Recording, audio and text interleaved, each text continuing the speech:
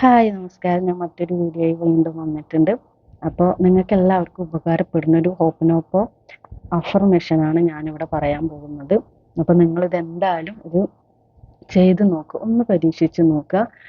എന്തായാലും നിങ്ങളുടെ എന്താഗ്രഹമാണെന്നുണ്ടെങ്കിലും അത് നടക്കും. പിന്നെ അത് സിമ്പിളായിട്ടുള്ള കാര്യമാണ്. നമുക്കൊരു 21 ദിവസമാണ് ഇത് ചെയ്യേണ്ടത്. കാലത്തോ അല്ലെങ്കിൽ വൈകുന്നേരമോ നിങ്ങളിത് ചെയ്യുക. ഒരു ഏറ്റവും കുറഞ്ഞത് ഒരു 3 തവണയെങ്കിലും ഇത് നിങ്ങളൊരു പേപ്പറിലേക്ക് എഴുതിയെടുക്കുകയാണ് വേണ്ടത്. അല്ല, ഒരു 3 തവണ അല്ലെങ്കിൽ 11 തവണ 28 അല്ലെങ്കിൽ 108 അങ്ങനെ ഉള്ള ഏതെങ്കിലും ഒരു ഇതിൽ നിങ്ങൾ എഴുതിയെടുത്തിട്ട് ഇത് ദിവസം പ്രാക്ടീസ് ചെയ്യാം. അപ്പോൾ അഫർമേഷന് ഇതാണ്: എൻ്റെ സാമ്പത്തിക ജീവിതത്തിൽ ഉണ്ടായിരുന്ന എല്ലാ തടസ്സങ്ങളും ഭയങ്ങളും ഞാൻ വിട്ടുകളയുന്നു. എൻ്റെ സാമ്പത്തിക ജീവിതത്തിൽ ഉണ്ടായിരുന്ന എല്ലാ ഭയങ്ങളും തടസ്സങ്ങളും ഞാൻ വിട്ടുകളയുന്നു. പണത്തോട് ബന്ധപ്പെട്ട എൻ്റെ പഴയ വിശ്വാസങ്ങളെ ഞാൻ സ്നേഹത്തോടെ മോചിപ്പിക്കുന്നു. പണത്തോട് ബന്ധപ്പെട്ട എൻ്റെ പഴയ വിശ്വാസങ്ങളെ ഞാൻ സ്നേഹത്തോടെ മോചിപ്പിക്കുന്നു. ഞാൻ എന്നോട് ക്ഷമിക്കുന്നു. ഞാൻ എന്നെ സ്നേഹിക്കുന്നു. അതിനുശേഷം ഇതാണ് നമ്മൾ ചെല്ലേണ്ട മന്ത്രം. എന്താ പറയുക, ഹോപ്പനോപ്പോ അഫർമേഷനാണിത്. I am sorry, please forgive me, thank you, I love you. I am sorry, please forgive me, thank you, I love you. I am sorry, please forgive me, thank you, I love you. ഇത് പറഞ്ഞതിന് ശേഷം നന്നായിട്ട് meditation ചെയ്യുക.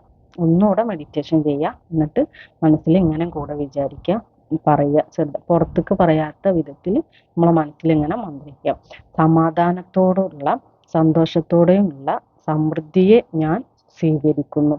സമാധാനത്തോടെയും സന്തോഷത്തോടെയുമുള്ള സമൃദ്ധിയെ ഞാൻ സ്വീകരിക്കുന്നു. എനിക്ക് ലഭിച്ച എല്ലാ അനുഗ്രഹങ്ങൾക്കും ഞാൻ നന്ദിയുള്ളവളായിരിക്കും അല്ലെങ്കിൽ നന്ദിയുള്ളവനായിരിക്കും. താങ്ക് യു യൂണിവേഴ്സ് എന്ന് പറയാം.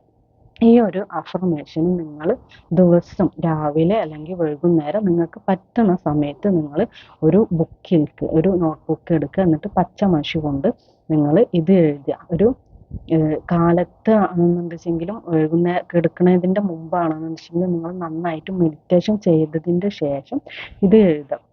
ഒരു 108 തവണ എഴുതാം. 108 തവണ എഴുതുക. അതെല്ലാം ഉണ്ടെങ്കിലും 21 തവണ അല്ലെങ്കിൽ 11 തവണ.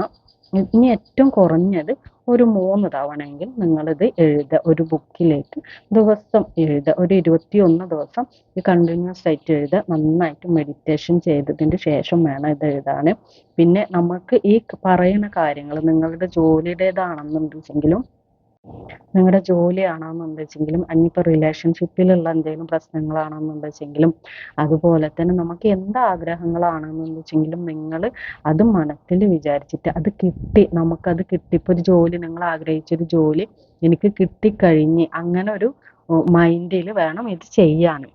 നമുക്ക് ആ ജോലി കിട്ടണതും സാലറി കിട്ടണതും ആ സാലറി കിട്ടിയിട്ട് നമ്മൾ ചെയ്യുന്ന കാര്യങ്ങളൊക്കെ നമ്മൾ മനസ്സിൽ ഇങ്ങനെ സങ്കല്പിച്ചിട്ട് വേണം ഇത് ചെയ്യാൻ. എന്തായാലും നിങ്ങൾക്കത് ഉപകാരപ്പെടുന്നുള്ളത് എനിക്ക് നല്ല ഉറപ്പാണ്. അതുപോലെ തന്നെ നിങ്ങൾക്ക് ഈ ചാനൽ ഇഷ്ടമായെന്നുണ്ടെങ്കിൽ എല്ലാവരും സപ്പോർട്ട് ചെയ്യുക, സബ്സ്ക്രൈബ് ചെയ്യുക, ഷെയർ ചെയ്യുക. നിങ്ങൾ ചെയ്തിട്ട് നിങ്ങൾക്ക് കിട്ടിയ അനുഭവങ്ങൾ നിങ്ങൾ ഇതിൽ കമൻറ്റിലായിട്ട് രേഖപ്പെടുത്തുക. എല്ലാവരും സുഖമായിട്ടിരിക്കണമെന്ന് വിശ്വസിക്കുന്നു. അപ്പോൾ മറ്റൊരു വീഡിയോ ആയിട്ട് ഞാൻ പിന്നീട് വരാം. ഓക്കേ.